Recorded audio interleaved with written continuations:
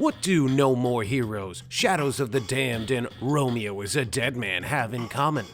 All three are about a man who follow their heart when a mysterious and dangerous lost woman in trouble gets entangled in their lives. While Garcia was a hot-headed, swarthy demon hunter, and Travis was a bloodthirsty otaku who jacks off way too much, Romeo, Dead Man, is a cop in outer space. A space cop, if you will. Space cops. Before Romeo, Dead Man, was a quantum FBI agent. He was a deputy who got mauled by a hulking undead creature that didn't wear any pants.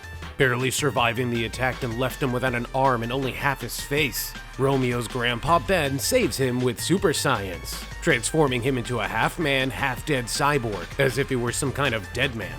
As one does, Ben barely survived and was transformed into a stylish jacket, taking on a mentor role throughout the story. Well, strap yourself in for Suda51's most gory and trippiest action game yet, featuring more polished action than No More Heroes 3, and drawing on a wild mix of influences like Back to the Future, Tokusatsu, Dead Rising, and a patchwork of visual styles plus a few shocking ties to the 25th Ward. Does all this style risk overshadowing the gameplay? Discover the answer in our Romeo is a Dead Man review.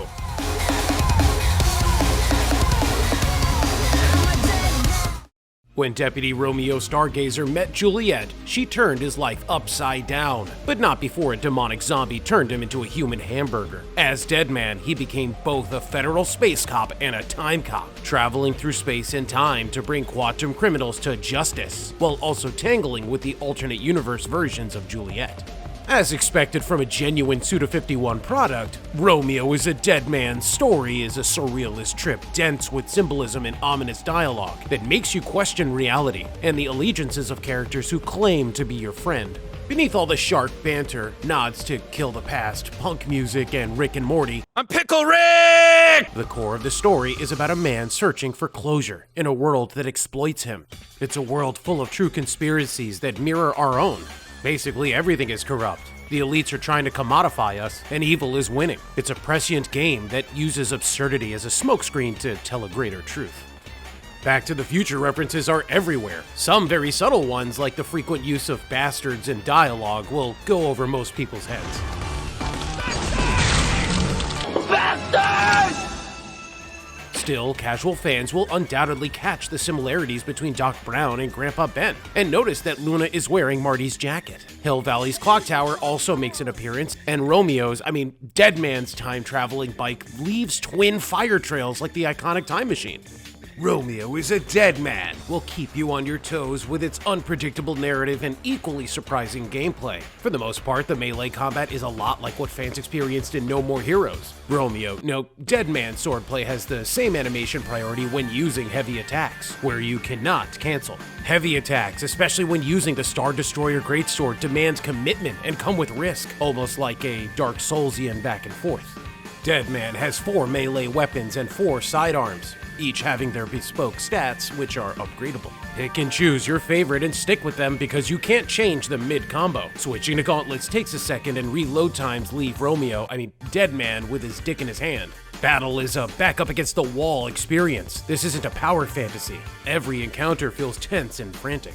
This isn't so much a character action game as it has more in common with something like Dead Rising, where you can easily get overwhelmed by zombies who will kick Dead Man's quasi-dead ass to the curb and keep wailing on him. Dead Man's cater of zombified helpers or bastards are utterly crucial for survival and function a lot like Travis's Power Glove attacks. Cooldowns and bespoke properties for different situations. Dead Man does not block, nor does he parry. He gets a sidestep, which gives a little distance between him and the threat, and double tapping goes into a full dodge roll with generous iframes. Switching between melee and ranged feels fine, but the overall combat is too simplistic, making the game lean more towards style over substance than anything. Yet, to be fair, Romeo is a Dead Man's style is strong enough to carry the experience. Unlike Travis's Power Glove, the bastards have a lot more depth to them since there is a surprisingly complex farming mechanic to grow and fuse them. The range of attack from bastards and properties can be almost anything. You could spend hours messing with this system to make some powerful helpers that can freeze enemies or create a proactive barrier, or go full Heaven Smile and kamikaze themselves into an army of enemies.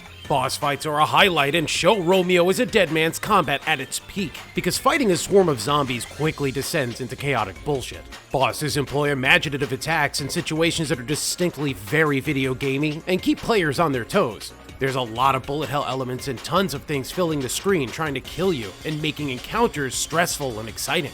Romeo is a dead man isn't always an unrelenting combat situation. It isn't afraid to mix things up. In fact, it mixes things up all the time. There's always some kind of mini-game being thrown at you, and the gameplay shifts to an utterly baffling and confusing labyrinth in subspace, which connects to various warp points and stages. It's easy to get lost in these mind-boggling wireframe dungeons, and thankfully, there's no fighting, which would make it too confusing.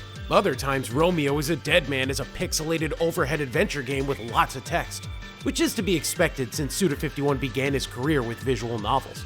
Even the cutscenes change styles, shifting between comic art, miniatures, full-on anime sequences, and traditional video game cutscenes. This game really goes out of its way to stay as fresh as possible, going so far as to make one level a Silent Hillian survival horror experience with no combat.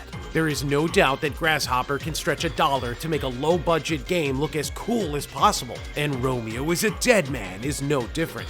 This is an awesome-looking game that's bursting at the seams with style and panache. Using different comic art does a lot of legwork to keep visuals from getting stale. The only drawback to the in-game graphics is the frame rate that gets brutally choppy in some of the side stages. The soundtrack is incredible and goes a long way to carry the atmosphere and tone. The combat might be just serviceable, but with lurid visuals and a thumping soundtrack, it's easy to believe it's more epic than it really is. The illusion is powerful and effective enough that I didn't mind being hypnotized by Suda51's vision. Hopefully a patch can iron out some of the frame rate fails in some stages. For the most part, the game runs fine, and it presents itself strongly at first. You get a decent bang for your buck since Romeo is a Dead Man is only $50, and boasts a high replay value since making Dead Man stronger is a worthwhile goal since it's the only way to survive the hardest modes. By far, the biggest disappointment is the lack of a physical release. Romeo is a Dead Man is a work of punk art. I wish I could own this and keep it, add it to my shelf and admire it. One day it may get done, but it's frustrating that we just can't own a physical copy right now.